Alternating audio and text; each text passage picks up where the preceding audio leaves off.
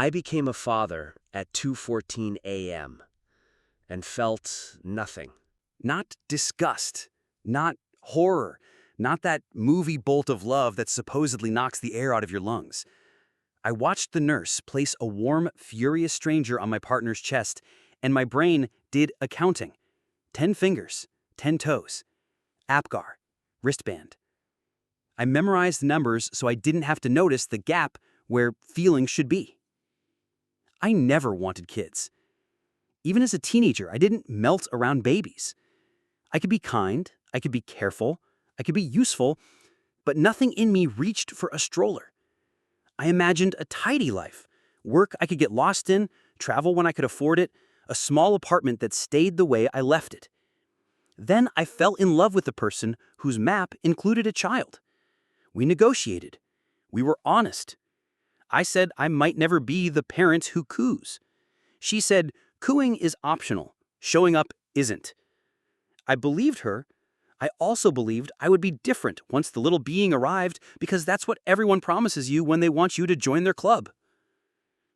The labor was long and strange. Bright lights, soft voices, a clock whose hands didn't move until they did. I held water cups and pressed buttons and said the useless supportive words people say when pain has taken the room. I kept waiting for the internal switch marked father. It stayed dark. He came out purple, and then pink, and then angry at air. The nurse narrated the basics, and I nodded like a student who wants a good grade. When they asked if I wanted to cut the cord, I said sure, and did it neatly, because neatness is my religion. I looked at my partner's face and saw relief, disbelief, the beginning of love. Inside me, paperwork. Back in the recovery room, the new trilogy started. Diaper, feed, sleep. He cried like his lungs were paying off a debt. I followed the rules the nurses taught us. Change quickly, wipe front to back, fold the waistband below the stump, swaddle tighter than seems polite, put baby down drowsy but awake, burp, rock, put back down, repeat. I was good at tasks. I was not good at wanting the person I was doing them for. At 5:30 a.m., my partner slept in a way that looked like a person who had fallen down a well and hit water. The nurse asked if I wanted to try skin to skin. I took off my shirt and held a warm loaf with a heartbeat. His breath ticked against my chest. I was told to expect fireworks. I got a spreadsheet. Heart rate steady. No color change. No wetness behind my eyes. I felt like a counterfeit bill, correct weight, printed cleanly, not backed by anything. The shame arrived before the sun. What kind of man has to act father until he becomes one? I told myself it was exhaustion, or shock, or a delayed onset miracle. I made 2 rules for myself before breakfast because rules are the only way I know how to live when the ground moves. Care is non-negotiable, feelings can be late, bottles cannot. No unsafe heroics. If I feel anger rise, the baby goes down safe in the crib and I leave the room. No exceptions, no stories. We went home into a house that now had a soundtrack. The cries had categories we pretended we could hear: hunger, wet, too warm, too cold, existential. I learned the inventory. I washed bottles like I was washing guilt. I sterilized pacifiers with the concentration of a jeweler. I made charts for feed times and diaper counts and minutes of sleep, because counting is more merciful than wondering. I set night shifts with alarms and backup alarms. I bought 3 kinds of white noise and a thermometer gun you point at a forehead like a tiny airport. People visited with flowers and casseroles and sentences they meant well. He's perfect. You must be over the moon. I said the right replies and felt like I was lip-syncing a song everyone else wrote. When someone asked, quietly, how I was doing, I told the logistics. He ate at 11:10, 1:24, 3:03, 3 wets, 1 dirty, latch improving, no fever, pediatrician Monday. Logistics are easier than saying I might be here under false pretenses. I Googled in the dark and found phrases that made me feel less invented. Paternal postpartum depression, anhedonia, attachment delay. I read forum posts at 3 a.m. written by men trying to decide if they were monsters or just tired. I read studies that said up to 1 in 10 fathers experience depression after a birth, and then I reread the number like it was a permission slip. I didn't want a diagnosis. I wanted a handle. We had one bright hour on day 5 when he slept on my chest like he believed gravity could take a break, and we were allowed to do nothing. I breathed with him. His tiny mouth made an O like he'd just seen a thumbnail moon. A voice somewhere tried to tell me this was the moment. I waited. It didn't arrive. I rubbed his back in slow circles and thought about oil changes. I loved my partner. That part was effortless and old. Watching her hold him hurt in 2 directions at once. Joy, because she was seeing the thing she hoped to see. Envy, because a door had opened for her that stayed shut for me. She didn't weaponize it. She slept when she could and asked for help and cried in the shower and came back to the couch with her hair wet and her eyes clear and the kind of strength that is not made for Instagram. I changed diapers I could do blindfolded and praised myself for not failing. Day 9, I did fail. Safe, but still. He screamed for the 4th hour, howling, and my brain narrowed to a pin. I put him in the crib like it was a life raft and left the room. I stood in the hall and pressed my palms to the wall and counted to 65 5 times. I texted my neighbor, who had said, "Shout if you ever need a reset." She came and held him while I stood on the porch in socks and let winter remind me I was an animal with limits. The anger passed like a storm that doesn't apologize. We went back in. She handed him to me without commentary. I thanked her and wanted to dry heave in the sink. At 2 weeks, we saw the pediatrician who checked reflexes and knots and measured everything. He said the sentence that keeps people sane. You're doing fine, you're in it. On the form, they gave my partner a screening for mood. On the next page, small, there was one for me. I checked enough boxes to trigger a conversation. Do you want to talk to someone? The nurse asked. I said I would, later. I didn't schedule it. The shame clung. Paying a therapist to watch me not love a baby felt like breaking a law I couldn't name. I functioned. We survived. The weeks stacked. I bought a sling that made my back ache and my hands free. I found the one route near our house where a stroller wheel doesn't find every crack. I timed walks to the 15 minutes he would tolerate before complaining about air. I learned to narrate instead of perform. We're turning left. The light is red. That dog is undecided about us. It helped me feel like a person with a voice. I made the house practical. A diaper station on every floor, pacifiers in labeled jars, spare onesies rolled like socks in a gym bag. I created an evacuation plan for a fire because I needed to believe I knew how to get him down the stairs sleepy and safe. I think about tragedy more when I'm numb. Feeling nothing makes your brain audition disasters to prove it's still attached. Everyone kept saying it gets easier. They meant you get better at carrying and switching hands and lifting with the legs. They did not mean the part about loving. That part had no schedule. One night at 3 months, he looked at me with eyes that could hold still. That's all. He stopped moving and stared as if he'd been told a secret about me. It wasn't love, it was recognition. I said his name because you say names to hold a person steady. He turned toward the window and sneezed, and started crying because sneezing is insulting to babies. I picked him up and his crying changed shape, narrower, less desperate. I counted another small thing I wasn't sure how to name. 4 months in, I made a decision that felt like treason and ended up being my rescue. I booked a therapy intake, not couples, not family, me. A Tuesday at noon with a woman whose office had plants that looked alive because someone loved them on purpose. I told her my first sentence without prologue. I don't love my son. I expected eyebrows, a drawer of pamphlets, a verdict. She wrote 3 words on a legal pad: sleep, safety, support. She said the feelings can be late and still be real. She said we would build a week that works for a body that is not broken, just flooded. She said my job was to keep him alive and keep me human while we waited to see what my heart decided. We built the boring plan that saved me. Handoffs written on the fridge.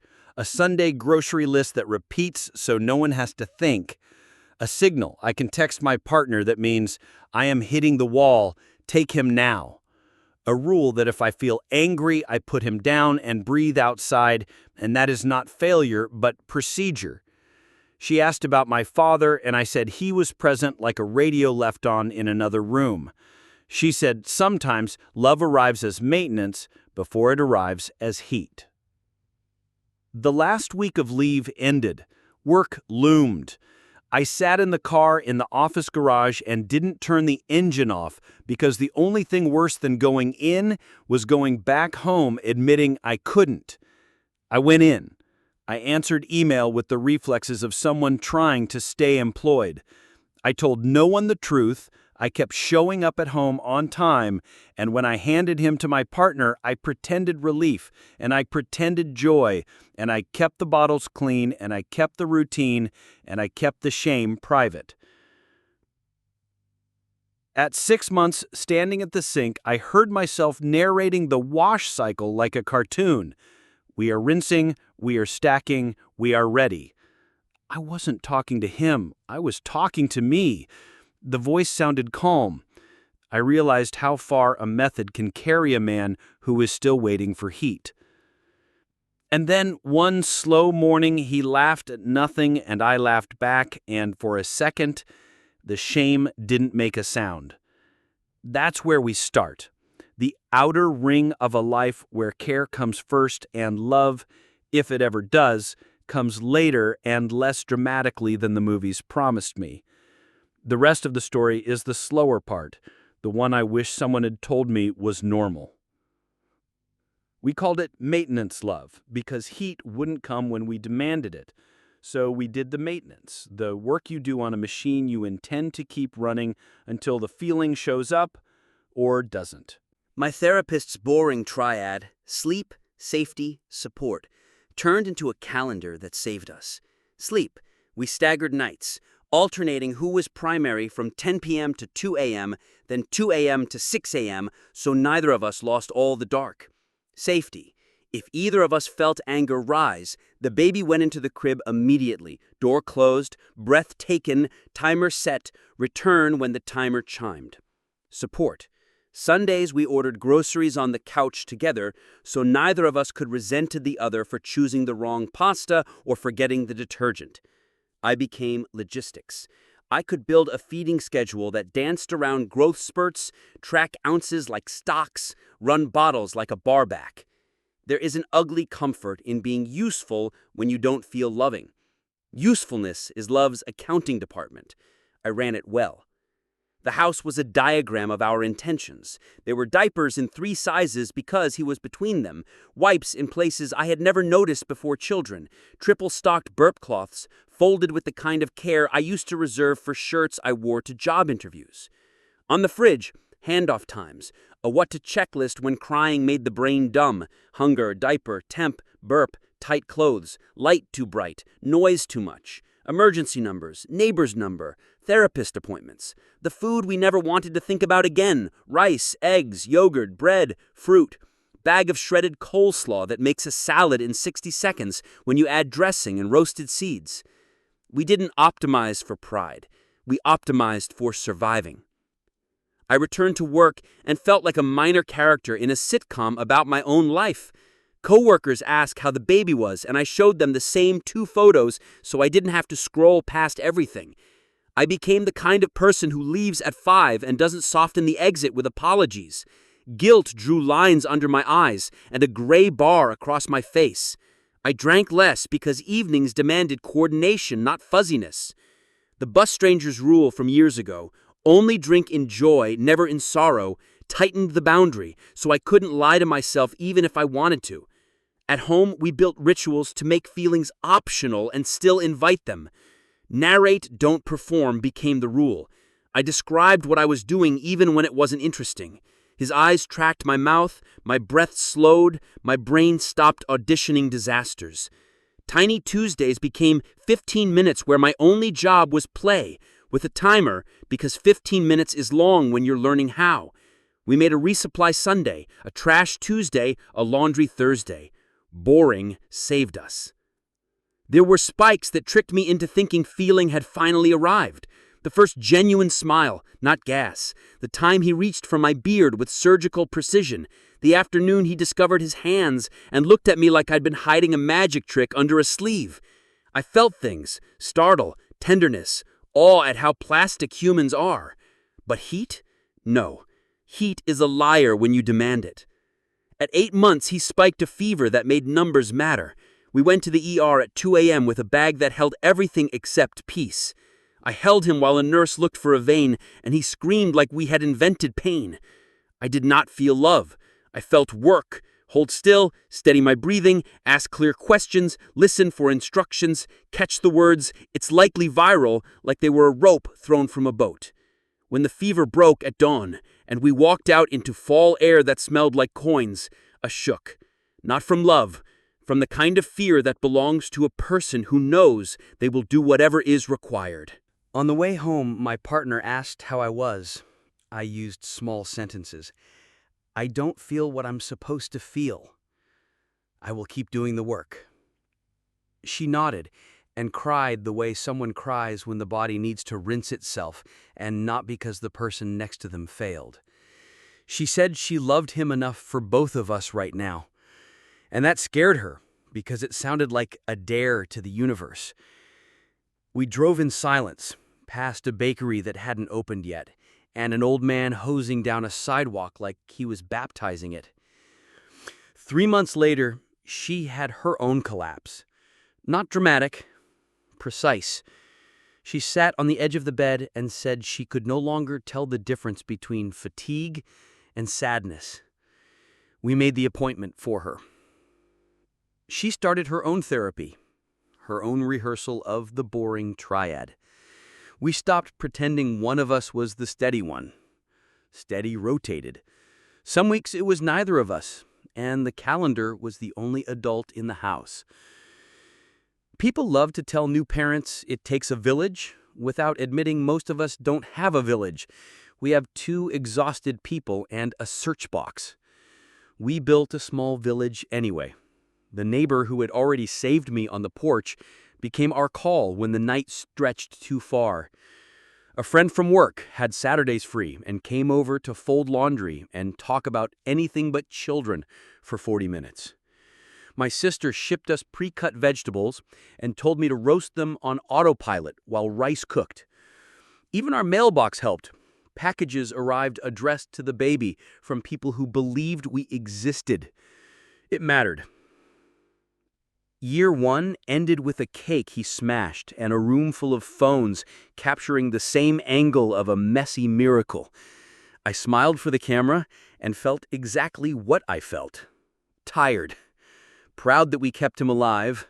Certain that my love, if that's what it was not heat, but structure. Maintenance love. It was real. It didn't look good in photos. It kept working. After the party, when the house was soft with crumbs, I sat on the floor next to him while he banged a wooden spoon against a plastic bowl like he was inventing percussion. He glanced at me and then went back to work. I felt something shift.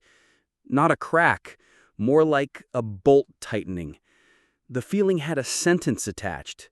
This is my responsibility and my privilege. The privilege part surprised me. Privilege is not a volcano.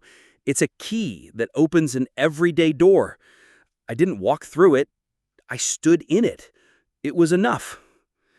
Then the part I had been dreading arrived quietly. He said "dah" and crawled past me toward a spoon he loved. I laughed. even as my chest stung, because the word wasn't for me, it was for the tool. The joke felt like medicine. It let me accept that my love would be utilitarian before it was lyrical. I decided not to hate that. The next months were repetitions of the same lesson. Feeling is a lagging indicator. I did the things. Sometimes later, the warmth followed like an echo. It made me careful about narratives. Whenever a friend with a newborn apologized for not feeling lightning, I didn't give a speech. I told them we built a calendar and ran it like a clean kitchen. I told them anger is an alarm you honor by stepping out of the room. I told them love can be maintenance and still count. Somewhere between months 16 and 18, the maintenance shifted to something else. He got a bruise on his forehead from an experiment with furniture, and I felt a hot pulse that wasn't anger or fear. It was protectiveness, the animal kind, the kind that makes you want to declare the world not good enough and improve it with your body. It passed. It left a mark. He learned to run. Running is not the right word. He moved forward with intention and speed. He looked back to check the audience and then kept going even if no one clapped. I found myself negotiating with a person instead of handling a problem. His hands made choices. His face learned jokes. He tried to hand me rocks like contracts. Some nights I fell into bed and realized I had not thought about love once. I had thought about schedules and safety and what he ate and how many minutes we spent on the floor and whether I apologized correctly to my partner for being short when the garbage bag ripped. The maintenance ran the day.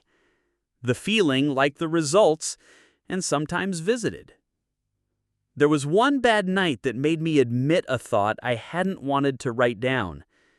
In a fight with my own exhaustion, I heard, like a whisper inside a jar, my life would be easier without him. The sentence terrified me. I told my therapist the next day. I told my partner the day after. I told a friend who knows the difference between thoughts and plans. They didn't call the cops. They asked what the plan was when thoughts get like that. We wrote it together. Sleep, call, walk, water, safe place for the kid, safe place for me. We folded the paper and put it in the drawer with the spare pacifiers. Knowing it was there made the thought walk away faster the next time. Thoughts like to be secrets. When you tell them your house has procedures, they respect the sign on the door. At 2 years, we had a different child and the same rule: maintenance first. My love was still late to its own party. It arrived in the small hours and left notes.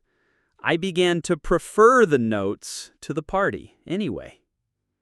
By the time he turned 2, I had a new definition of love.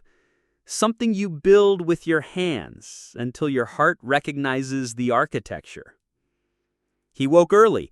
Children who are good at mornings live with adults who learn to be. I started a ritual, not because I felt like it, but because he did. Lights low, 1 book, 1 song, 1 window. He would press his hand against the glass to greet the weather and then look at me to translate. I gave him nouns: rain, wind, cloud, bus. Giving someone the world's words is a form of love I can do even when heat is absent. I bought a balance bike and pretended to be a person who teaches things outside. We practiced in a parking lot on Sunday mornings before coffee made the world opinionated. He wobbled with the confidence of someone who has never had to explain a bruise to an insurance company. I held the back of his jacket and let go for 2 seconds at a time. He didn't notice. I didn't tell him. I learned that love sometimes looks like the restraint not to announce the help you're giving. Work, my other life, started to feel like someone else's shirt I kept wearing because it was in the closet. My boss moved me to a team with fewer emergencies and more spreadsheets, partly because I asked, partly because fathers who leave at 5 get a reputation, and sometimes reputations are gifts. I took the hours I now had and tried not to sanctify them. Sometimes they were just hours. Sometimes they became Wednesday dinner, the same noodles, the same vegetables, a plate of sliced fruit, a cup we don't spill. Repetition made peace. Peace made room. My partner and I became better at apologizing on the first try. We switched from, "I'm sorry I made you feel," to, "I didn't do my job last night and I want a do-over." Relationships don't thrive on perfection. They survive on repairs. Boring lines from therapy started to sound like wisdom you'd tattoo in a discreet place. Say what you did. Say what you'll do next time. Ask if there's anything else. It works with toddlers, too, in smaller syllables. There were days the bond felt like a trick photography project. The frame didn't change. The light did. Bath time used to be a chore. One night it turned into conversation. He narrated soap like it was a character. He named the sponge. He offered the water to the drain like a sacrifice. I found myself smiling without noticing because his seriousness was a joy I believed. That frightened me a little. Joy can be addicting. I didn't trust it yet. I kept the maintenance close.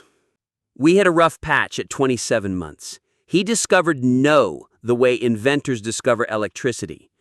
I respected the discovery and hated the application. My patience is a finite resource. His curiosity is a renewable one. He pressed buttons because buttons exist. I pressed mine because I hadn't slept. We made a new rule. 2 choices, both acceptable. Red cup or blue cup. Shoes now or shoes after we count to 10. It didn't always work. It worked enough. Daycare called about choking. He was okay. A teacher used the skill you only respect after someone uses it. I drove too fast and rehearsed useless what-ifs and turned them into lists. Insurance card, extra clothes, thank you letter, CPR class for me. When I held him, he wanted the teacher, not me. That stung, and I honored it. He should want the person who saved him. Later, at home, he put his hand on my cheek absent-mindedly while he watched cartoons, and my body did a small chemical thing that had nothing to do with ethics. I wrote a letter I didn't send to the man I was at 2:14 a.m. the night my son was born. I told him what to expect, that the shame will try to script everything and you can refuse the script, that logistics are love even when they feel like penance, that anger is an alarm you respect with a procedure, that you are allowed to be a slow burn person in a world that sells fireworks. I told him the feeling might arrive after 2 years or not at all. The work is the same either way. When he turned 3, the bond had a shape, a lane between our lives that only we use. We built it with private jokes and the way we count steps on stairs and the way he likes me to read the page where the bear hides under the bed. Love wasn't a mood, it was a habit. I recognized it because absence hurt now. When I traveled overnight, the apartment felt mistuned.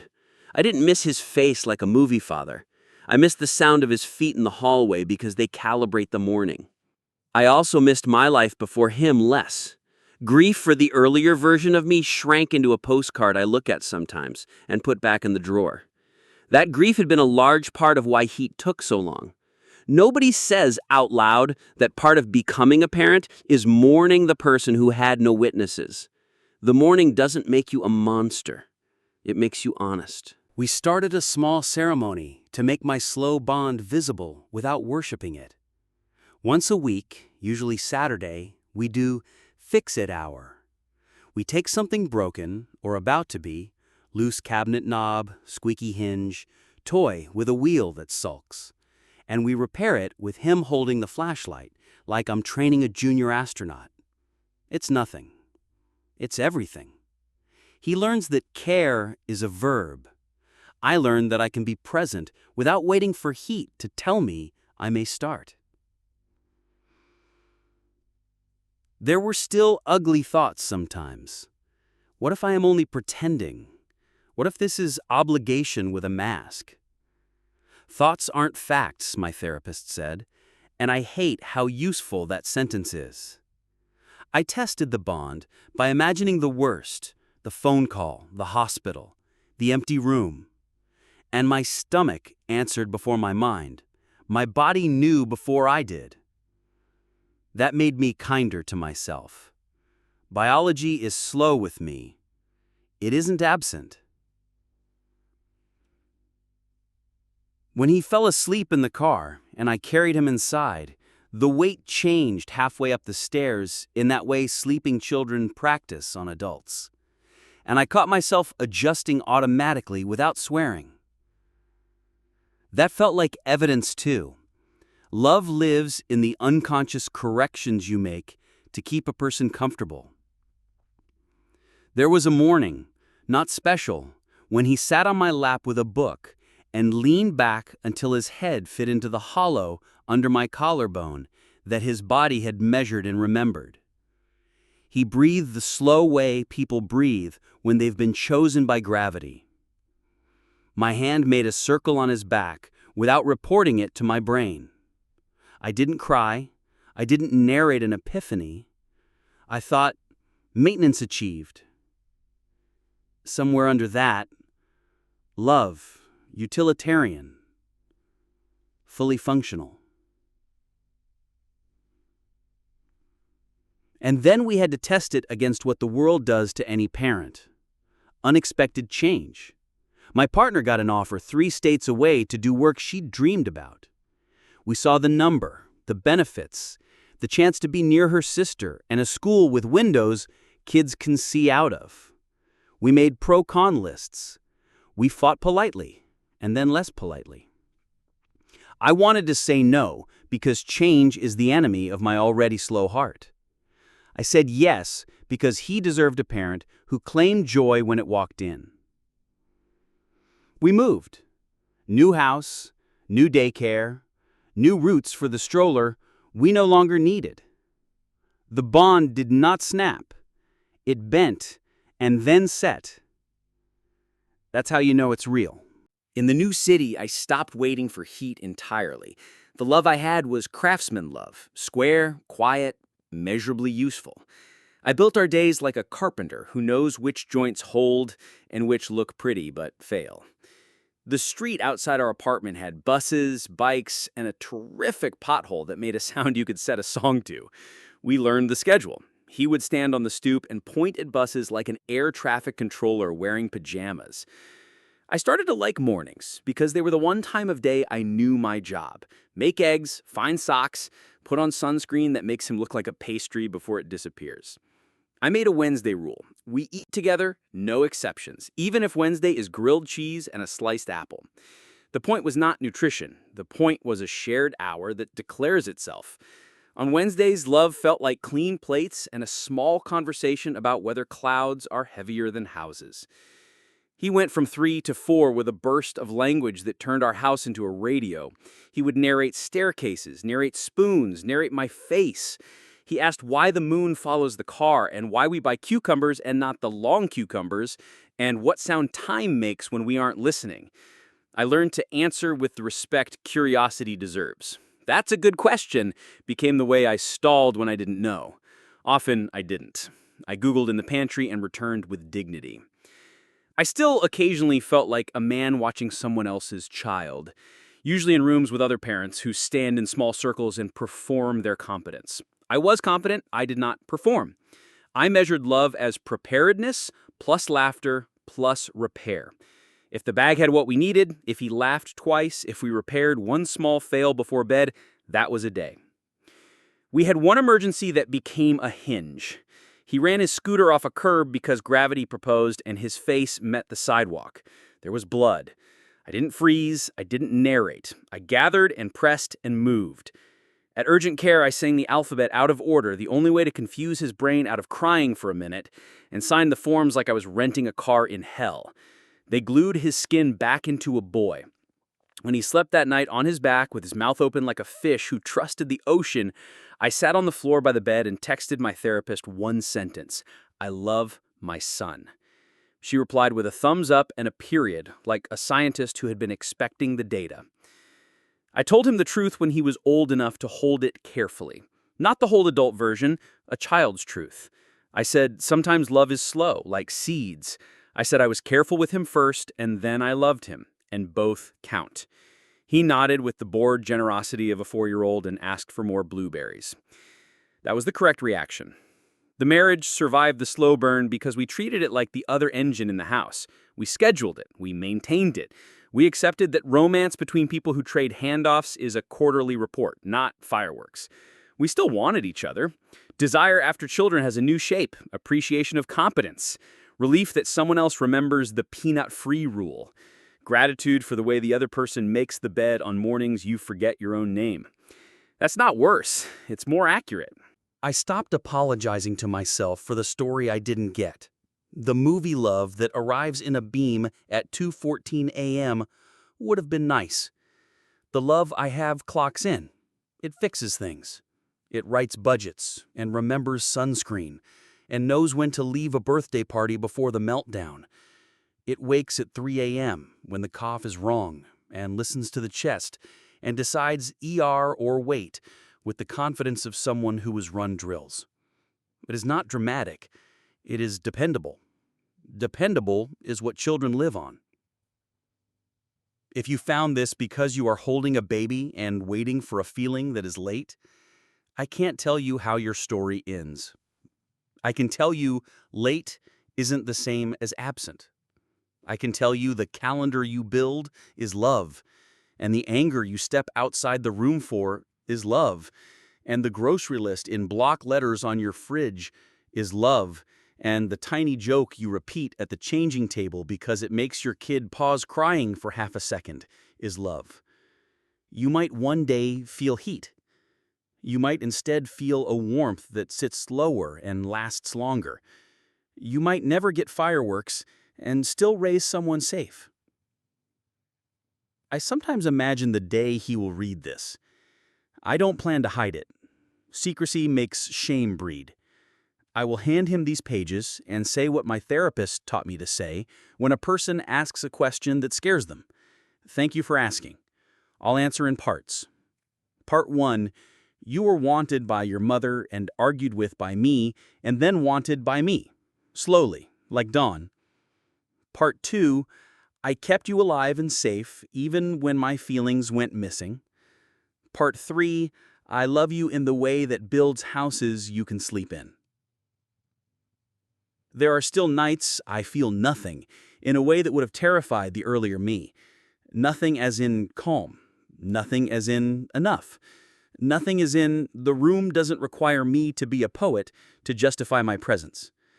I stand at his door and hear his feet push against the foot of the bed, and I think of gutters I need to clean, and the lunch for tomorrow, and whether the balance bike should be replaced. And that is love too.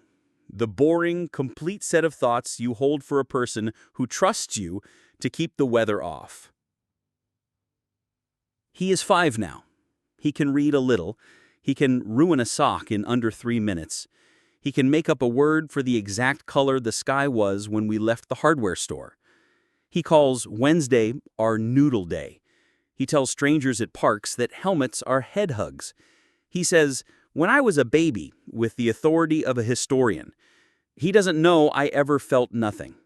He lives inside the house maintenance built.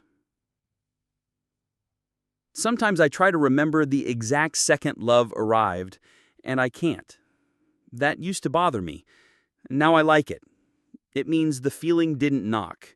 It moved in while I was busy doing dishes, like light changing rooms when you aren't watching. It means I don't owe a story to anyone who wants to sell me a version of parenthood with better music. It means the sentence, I became a father at 2:14 a.m. and felt nothing, can live next to the one that came after. I stayed, I learned, I built, I love. In the new city, I stopped waiting for heat entirely. The love I had was craftsman love, square, quiet, measurably useful. I built our days like a carpenter who knows which joints hold and which look pretty but fail. The street outside our apartment had buses, bikes, and a terrific pothole that made a sound you could set a song to. We learned the schedule. He would stand on the stoop and point at buses like an air traffic controller wearing pajamas. I started to like mornings because they were the one time of day I knew my job.